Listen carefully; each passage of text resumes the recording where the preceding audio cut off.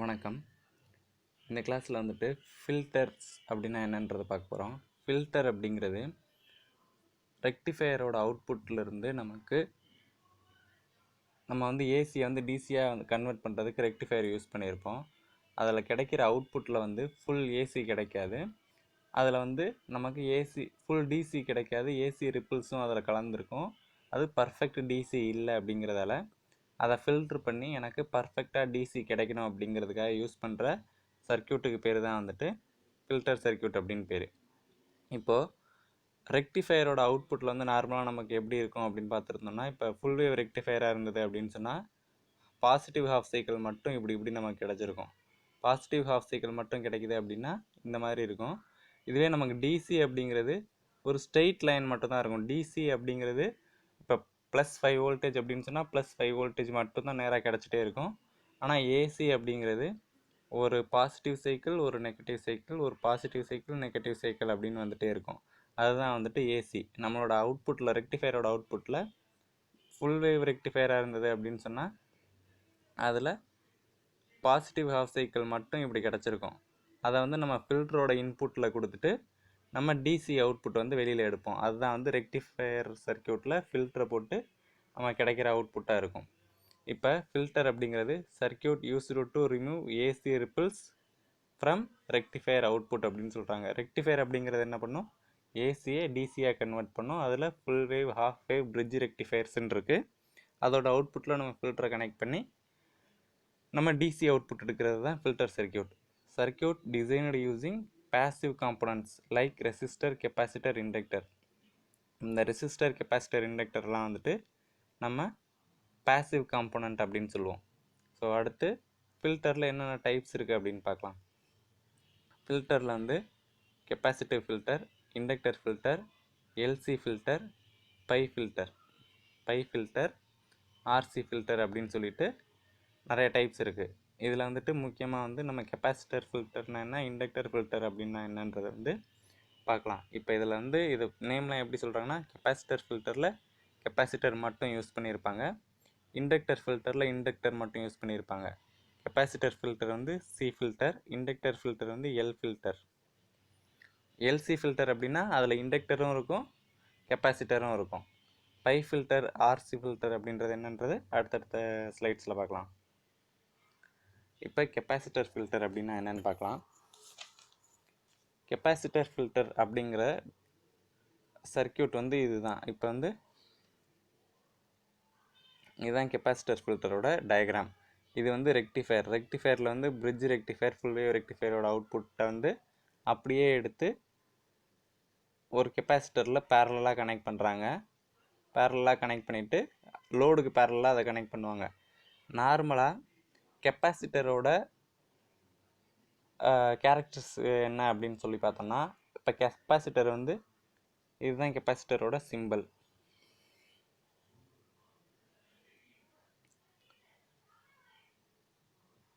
இது கெப்பாசிட்டரோட சிம்பிள். அதில் 2 பிளேட்ஸ் இருக்கும். அதை டினோட் பண்ணுறது தான் இந்த மாதிரி 2 பிளேட்ஸ் கொடுத்துருப்பாங்க. கெப்பாசிட்டர் என்ன பண்ணோம்னா, அதுக்கு நம்ம இன்புட் கொடுக்கும்போது, இப்போ நம்ம அதுக்கு ஏசி இன்புட் கொடுக்குறோம் அப்படின்னு வச்சுக்கோங்க. இது ஏசி இப்படி வருது. இப்போ நான் இந்த இன்புட் ஏசி சிக்னல் இந்த மாதிரி இருக்குது. கெப்பாசிட்டரில் கொடுக்கும்போது அங்கே என்ன கிடைக்கும் அப்படின்னா, பாசிட்டிவ் வரும்போது இன்க்ரீஸ் ஆகிக்கிட்டே இருக்கும். இதுக்கு நேராக இந்த நெகட்டிவ் வரும்போது டிஸ்சார்ஜ் ஆகாமல், உடனே டிஸ்சார்ஜ் ஆகாமல் மெதுவாக டிஸ்சார்ஜ் ஆகிட்டே திரும்ப இங்கே கீழே வருது இல்லையா, இது வரும்போது கீழே வராமல் மெதுவாக டிஸ்சார்ஜ் ஆகிக்கிட்டு திரும்ப இது இப்படி மேலே ஏறும்போது, இந்த இடத்துல இப்படி மேலே ஏறும்போது இங்கேருந்து இதுவும் இப்படி மேலே ஏற ஆரம்பிச்சிடும்.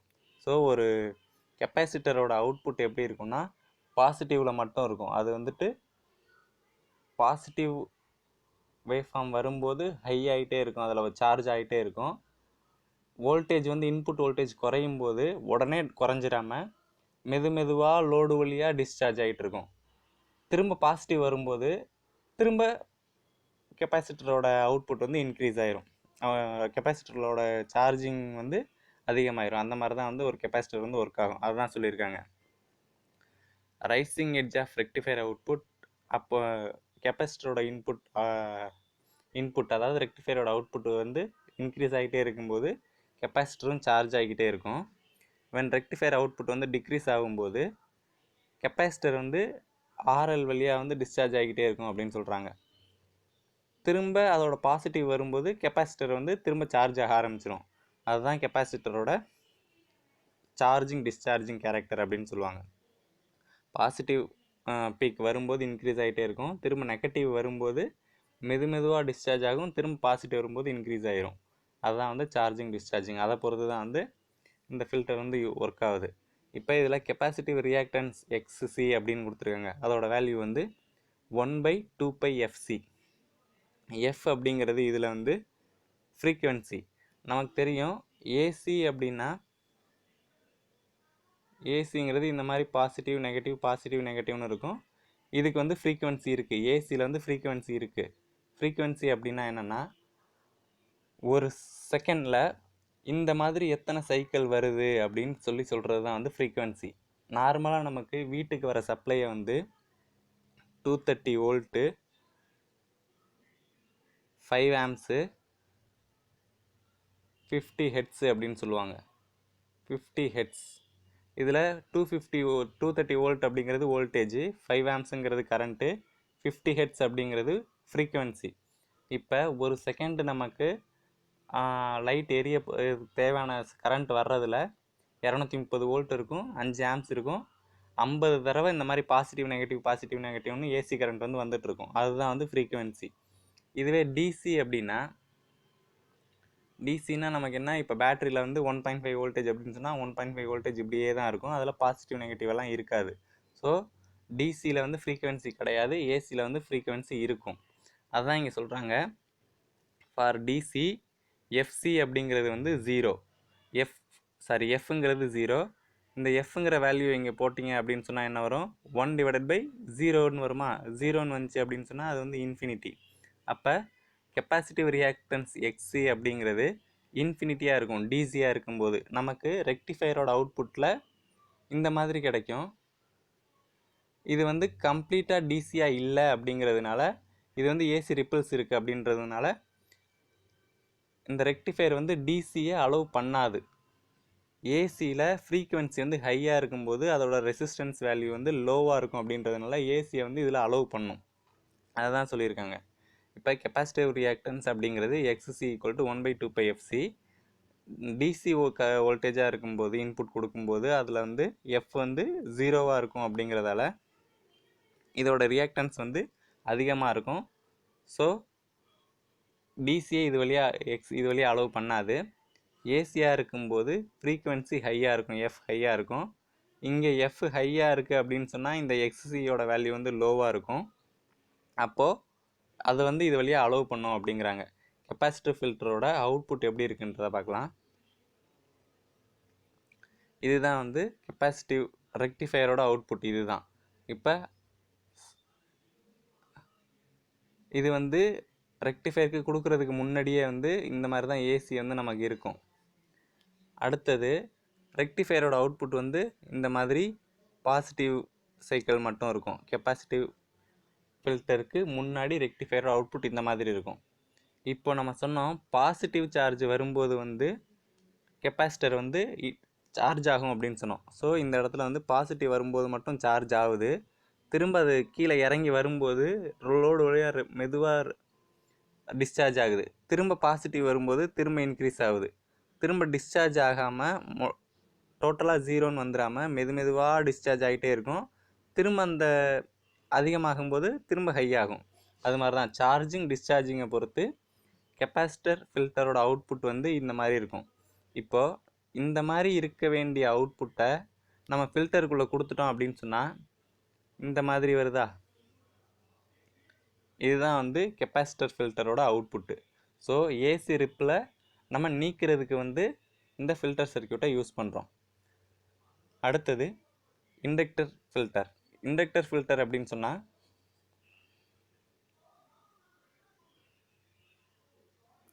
இண்டக்டர் ஃபில்டர்னால் கெப்பாசிட்டர் ஃபில்டரில் கெப்பாசிட்டர் யூஸ் பண்ணியிருந்தோம், இண்டக்டர் ஃபில்டரில் இண்டக்டர் யூஸ் பண்ணியிருக்கோம். கெப்பாசிட்டர் எப்படி சார்ஜிங் டிஸ்சார்ஜிங்னு ஆகுமோ அதே மாதிரியே இண்டக்டரும் அது கொடுக்கப்படுற கரண்ட்டை பொறுத்து சார்ஜிங் டிஸ்சார்ஜிங்கிறது ஆகும். அது இதில் வந்து என்னென்னா, நம்ம கெப்பாசிட்டர் ஃபில்டரில் கெப்பாசிட்டரை வந்து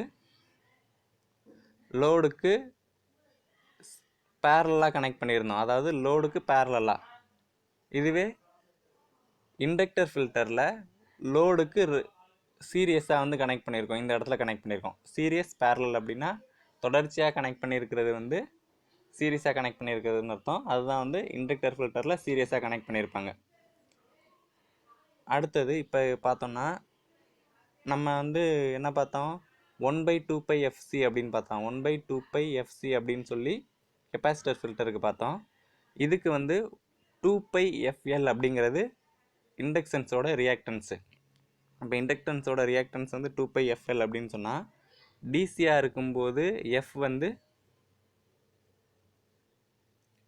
டிசியாக இருக்குது அப்படின்னு சொன்னால் ஃப்ரீக்குவென்சி வந்து 0. ஏன் அப்படின்னு சொன்னால் டிசி இப்படி தானே இருக்கும், அதில் ஃப்ரீக்குவென்சி கிடையாதுன்றதால எஃப் வந்து 0. எஃப் 0ன்னு நம்ம இதில் வந்து சப்ஸ்டியூட் பண்ணோம்னா எக்ஸ்எல்லோட வேல்யூ வந்து 0. எக்ஸ்எல்லோட வேல்யூ 0னா ரியாக்டன்ஸோட வேல்யூ 0ன்னு அர்த்தம். அப்போ இண்டக்டர் வந்து டிசியை தான் வந்து அலோவ் பண்ணும், ஏசியை அலோவ் பண்ணாது. டிசியோட ஃப்ரீக்குவென்சி 0வாக இருக்குன்றதால ரியாக்டன்ஸ் வந்து லோ, அதான் எக்ஸ்எல் அப்படிங்கிறது லோ அப்படின்றதுனால டிசியை அலோவ் பண்ணும். ஏசியில் ஃப்ரீக்குவென்சி இங்கே வந்து ஏசியில் ஃப்ரீக்குவென்சி ஹையாக இருக்குன்றதால எக்ஸ்எல் வந்து, அதாவது ரியாக்டன்ஸ் வந்து ஹையாக இருக்குன்றதுனால இது வழியாக ஏசியை அலோவ் பண்ணாது. நமக்கு ஃபில்டரோட நீடு என்ன, டிசி தானே அவுட்புட்டில் வேணும். அப்போ இண்டக்டருங்கிறது டிசியை அலோவ் பண்ணும், ஏசியை அலோவ் பண்ணாது. அப்படிங்கிறதுனால இது வந்து நம்ம ஏசி ரிப்பிள்ஸை ரிமூவ் பண்ணுறதுக்கு இந்த இண்டக்டர் சர்க்யூட் வந்து பயன்படுது. இது வந்து இண்டக்டர் ஃபில்டரோட அவுட்புட்டு. இப்போ ஒரு ரெக்டிஃபையரோட அவுட்புட் வந்து இந்த மாதிரி நமக்கு இருக்கும், பாசிட்டிவ் சைக்கிள் மட்டும். இதுவும் வந்து கரண்ட்டை பொறுத்து சார்ஜ் ஆகும் டிஸ்சார்ஜ் ஆகும் அப்படின்னு சொல்லியிருந்தோம் இல்லையா, அதனால தான் இப்படியே சார்ஜ் ஆகுது, திரும்ப இங்கே கீழே வரும்போது மெதுவாக டிஸ்சார்ஜ் ஆகுது, திரும்ப இந்த வோல்டேஜ் இன்க்ரீஸ் ஆகும்போது இதுவும் சார்ஜ் ஆகுது, இது டிக்ரீஸ் ஆகும்போது திரும்ப டிஸ்சார்ஜ் ஆகுது, திரும்ப சார்ஜ் ஆகுது, டிஸ்சார்ஜ் ஆகுது. இந்த மாதிரி தான் நமக்கு இந்த மாதிரி இருந்த அவுட்புட்டை இந்த மாதிரி ஃப்ளாட்டாக கொண்டுட்டு வராங்க. நமக்கு வந்து டிசி வந்து ஒரே ஃப்ளாட் லைனாக தானே இருக்கும், அதுதான் ஏசி ரிப்பில் இதில் ரிமூவ் பண்ணுறாங்க. இதுதான் வந்து இண்டக்டர் ஃபில்டர். அடுத்தது வந்து எல்சி ஃபில்டர். எல்சி ஃபில்டர் அப்படின்னா பார்த்தோம், இண்டக்டரும் கெப்பாசிட்டரும் கனெக்ட் ஆகிருக்கும் அப்படின்னு சொன்னோம். இப்போ நம்ம வந்து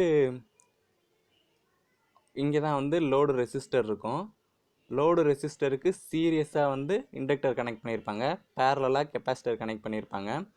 இது இண்டக்டரும் கெப்பாசிட்டரும் யூஸ் பண்ணியிருக்கிறதுனால இதை வந்து எல்சி ஃபில்டர் அப்படின்னு சொல்கிறோம்.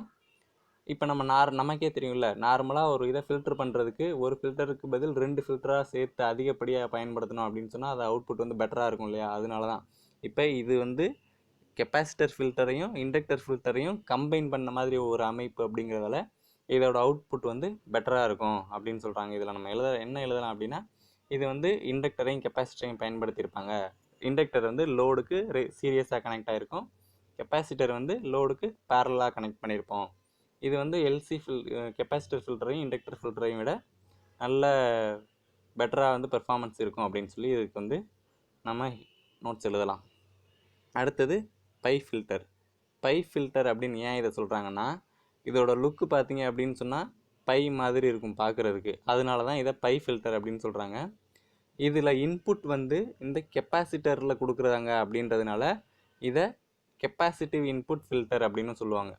ஏன் அப்படின்னா இன்புட் வந்து கெப்பாசிட்டர் வழியாக கொடுக்குறாங்க அப்படின்றதால இதை கெப்பாசிட்டர் இன்புட் ஃபில்டர் அப்படின்னு சொல்லுவாங்க. இதோட லுக்கு பை மாதிரியே இருக்குது அப்படின்றதுனால தான் இதுக்கு பேர் வந்து பை ஃபில்டர் அப்படின்னு சொல்கிறாங்க. ஸோ கெப்பாசிட்டர் ஃபில்டர் வந்து நிறைய டைப்ஸ் இருக்குது, அதில் inductor filter, capacitive filter, LC filter, pi filter பார்த்தோம். இதில் கெப்பாசிட்டர் ஃபில்டர் அப்படிங்கிறது நார்மலாக கெப்பாசிட்டர் வந்து ஏசி அலோவ் பண்ணும், டிசி அலோவ் பண்ணாது. அதோட சார்ஜிங் டிஸ்சார்ஜிங்கை பொறுத்து நம்ம ஏசி ரிப்பில் வந்து ரிமூவ் பண்ணுறோம் ரெக்டிஃபையரோட அவுட்புட்லேருந்து. இண்டக்டர் அப்படிங்கிறது டிசியை அலோவ் பண்ணும், ஏசி அலோவ் பண்ணாது. அந்த தன்மையை வச்சு ஏசி ரிப்பிள்ஸை வந்து ரெக்டிஃபையரோட அவுட்புட்லேருந்து ரிமூவ் பண்ணுறோம். ஸோ இதுதான் வந்து ஃபில்டர்ஸ். தேங்க்யூ.